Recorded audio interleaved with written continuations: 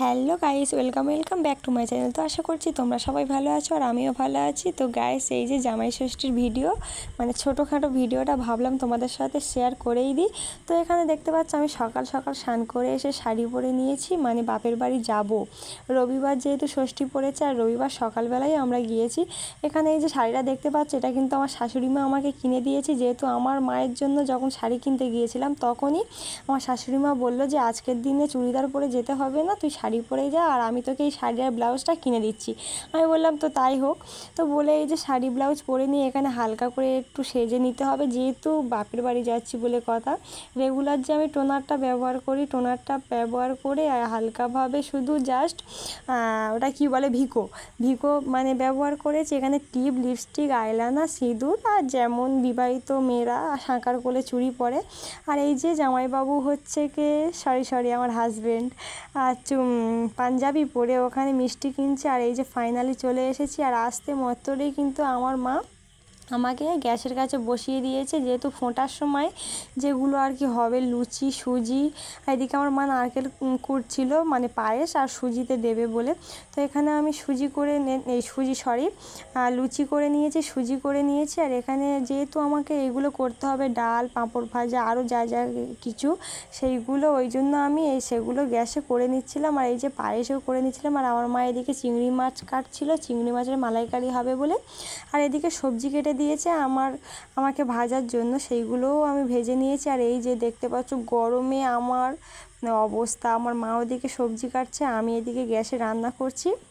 আর ওই যে ওদিকে আমার পিসি দেখতে এসেছে যে কত দূর কী হচ্ছে না হচ্ছে। তো তারপরে এই যে আমি রান্না করছি আর মাকে বললাম যে অনেক বেলা হয়ে গিয়েছে, তুমি ফোঁটাটা দিয়ে নাও।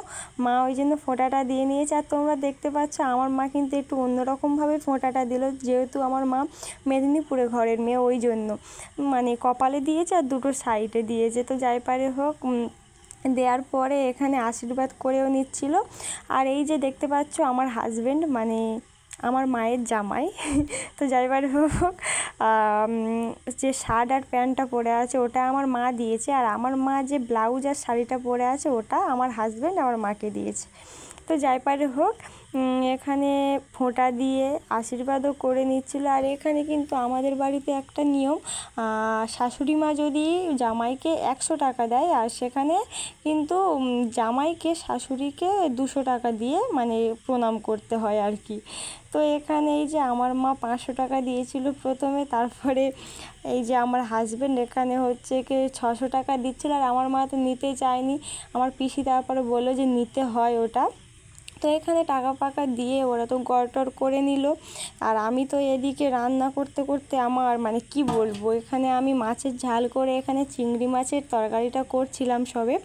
আর এখানে মাছের ঝাল হয়ে গিয়েছে, আরও কিছু কিছু বাকি আছে, ডালটা মানে সেদ্ধ হয়ে আছে, সাঁতরানো বাকি আছে। আর এখানে করব চাটনি, আর কিছু নয়, আর ওদিকে মা আর দিদিমা মাটন আর চিকেন দুপারে মানে দুমুখো যে উনুন হয়, আর একদিকে মাটন চিকেন করে নিয়েছে।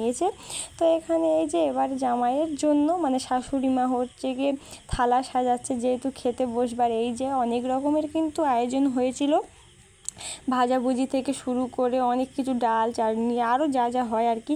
আর এই যে দেখতে পাচ্ছ আমার পিসেমশাই আর কাকা রাত্রিবেলা একটা কচ্ছপ ধরে এনেছে। তো গাইস, ভিডিওটা ভালো লাগলে একটা লাইক করে দিও, টাটা।